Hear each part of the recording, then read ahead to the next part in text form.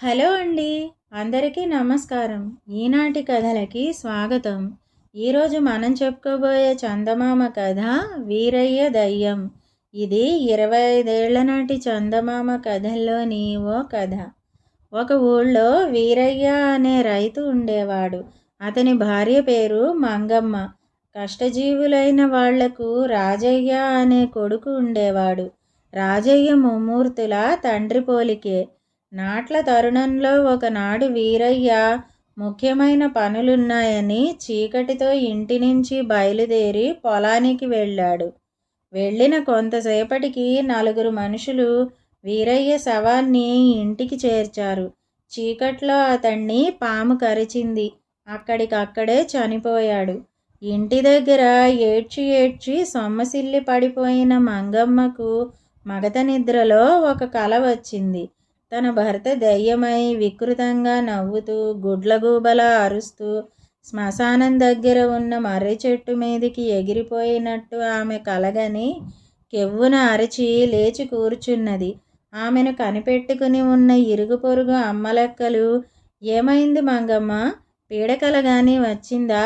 అలా అరిచావేమిటి?" అని అడిగారు. "నా మొగుడు దయ్యం అయ్యాడు" అంటూ మంగమ్మ తనకు వచ్చిన కల గురించి వివరంగా వాళ్లకు చెప్పింది. వీరయ్య పోయిన 3వ రోజున శ్మశానం దగ్గర మర్రి చెట్టు కింద మూర్ఛపోయి పడి ఉన్న ఒక వ్యాపారిని ఊరివాళ్లు తీసుకువచ్చి ఉపచారాలు చేసి తెలివి తెప్పించారు.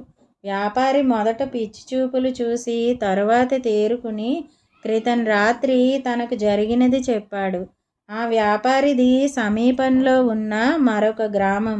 అతను తన దుకాణానికి కావలసిన సరుకులన్నీ ఎప్పుడూ ఈ ఊరి నుంచే పట్టుకుపోయేవాడు. ఆ ప్రకారమే అతను 3వ జామున లేచి ఈ ఊరికి సరుకుల కోసం బయలుదేరాడు. దారి అతనికి అలవాటైనదే. తను శ్మశానం దగ్గరికి వచ్చేసరికి నక్కలు, గుడ్లగూబలు అరిచాయి. అది విని వ్యాపారికి భయం పుట్టింది. మర్రి ఆకులు గలగలమన్నాయి. లాల్చీ వేసుకుని ఎవరో ఊగుతున్నట్టు అతనికి లీలగా కనిపించింది. అసలే ఆ వ్యాపారికి దయ్యాల భయం. దానికి తగ్గట్టుగా ఆ దయ్యం, "ఒరే వ్యాపారి, నీ దగ్గర ఉన్న డబ్బు ఇలా ఇచ్చిపో. నా పెళ్ళాం బిడ్డలకు జరుగుబాటు కావద్దా? నేనెవరో తెలుసా? వీరయ్యని, వీరయ్య దయ్యాన్ని. ఇవ్వకపోతే చంపేస్తా" అన్నది. వెంటనే వ్యాపారికి స్పృహ తప్పింది. వ్యాపారి మాటల్లో నమ్మకం కుదిరి ఊరివాళ్లు వ్యాపారి పోగొట్టుకున్న డబ్బు కోసం మంగమ్మ ఇల్లంతా గాలించారు. కానీ వాళ్లకు అక్కడ చిల్లి గవ్వ కూడా దొరకలేదు. మంగమ్మ వెక్కి వెక్కి ఏడ్చింది.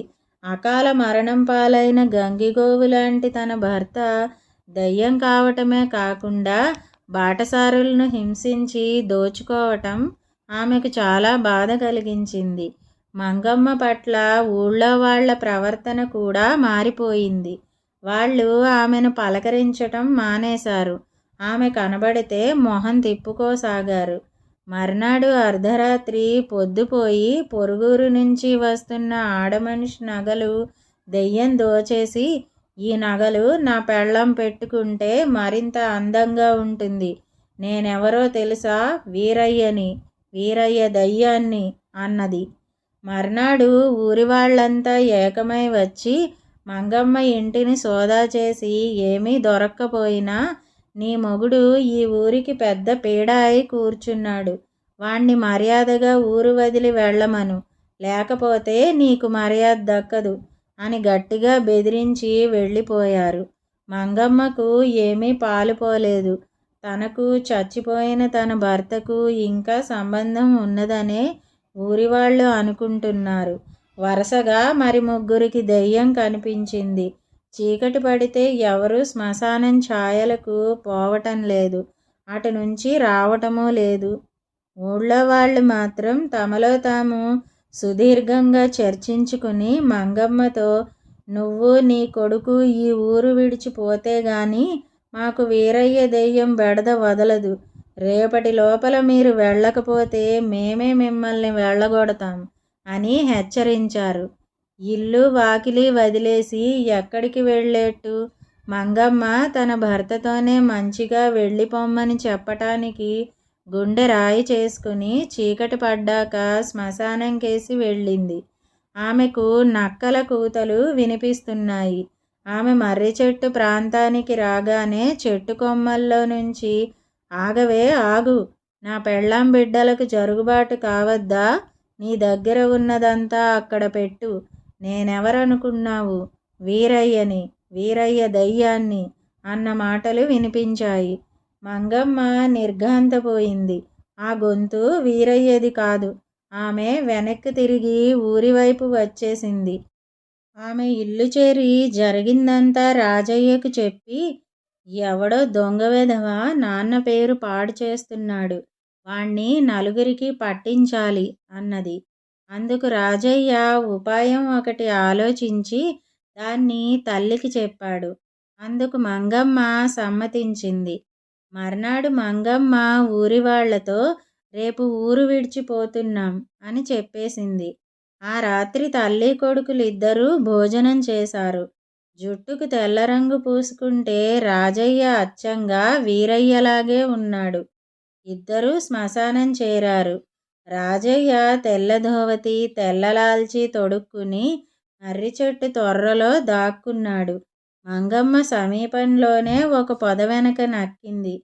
కొంచెం సేపటికి ఊరివైపు నుంచి ఒక మనిషి తెల్ల పంచి, తెల్లలాల్చి ధరించి వచ్చి మర్రి చెట్టు ఎక్కి కొమ్మల మధ్య కూర్చున్నాడు. తర్వాత వాడు గుడ్లగూబలు కూసినట్టు కూశాడు, నక్కలు కూసినట్టు కూశాడు. రాజయ్య ఎప్పుడు బయటికి వస్తాడా అని మంగమ్మ తొర్రకేసి చూస్తున్నది. ఇంతలో అతను రానే వచ్చాడు. వచ్చి చెట్టు మీద ఉన్న మనిషితో, దొంగ వెధవా, నా పేరు పాడు చేస్తావా? చూడు నిన్నేం చేస్తానో. నేనెవరనుకున్నావు? వీరయ్యని, వీరయ్య దయ్యాన్ని అన్నాడు. ఆ మాటలకు చెట్టు మీది మనిషి దబీమంటూ కింద పడ్డాడు. వాడు భయంతో వణికిపోతూ, తప్పైపోయింది, క్షమించు వీరయ్యా అని బతిమాలుకున్నాడు. నేను నిన్నేమీ చెయ్యను.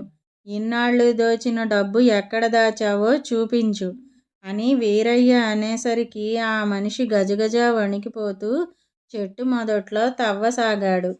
ఈ లోపల మంగమ్మ ఊళ్ళోకి వెళ్ళి, నా మొగుడి పేరు పాడు చేస్తున్న దొంగ వెధవని చూద్దురుగాని రండి అని నలుగురిని వెంటబెట్టుకుని శ్మశానానికి వచ్చింది. నకిలీ దయ్యం మనిషి దీపాలతో వచ్చే మనుషులను చూసి బిత్తరపోయాడు.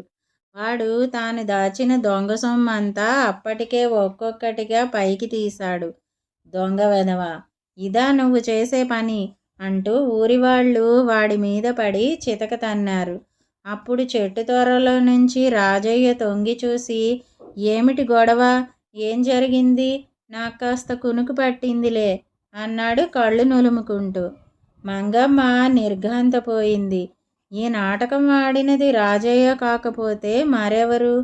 ఆమె తనకు తెలిసినదంతా చెప్పిన మీదట వీరయ్య దయ్యమే నకిలీ దయ్యాన్ని పట్టించినట్టు ఊళ్ళో వాళ్లకు అర్థమైంది. పోయిన సొత్తంతా తిరిగి దొరికింది కూడాను. ఊళ్ళో వాళ్ళు మంగమ్మకు క్షమాపణ చెప్పుకుని ఊళ్ళోనే ఉండమని బతిమాలారు. దెయ్యంలాగా నటించిన వాడు మాత్రం ఎవరూ చెప్పకుండానే తెల్లవారే లోపల ఊరు విడిచిపెట్టి వెళ్ళిపోయాడు. అటు తర్వాత వీరయ్య దెయ్యాన్ని చూసిన వాళ్ళు లేరు. ఇదండి వీరయ్య దెయ్యం అనే కథ. ఈ కథ కనుక మీకు నచ్చినట్టయితే లైక్, షేర్, కామెంట్ చేయండి. మరిన్ని మంచి కథల కోసం మా ఛానల్ను సబ్స్క్రైబ్ చేసుకోండి. మళ్ళీ మరొక మంచి కథతో కలుసుకుందాం. అంతవరకు వింటూనే ఉండండి ఈనాటి కథలు.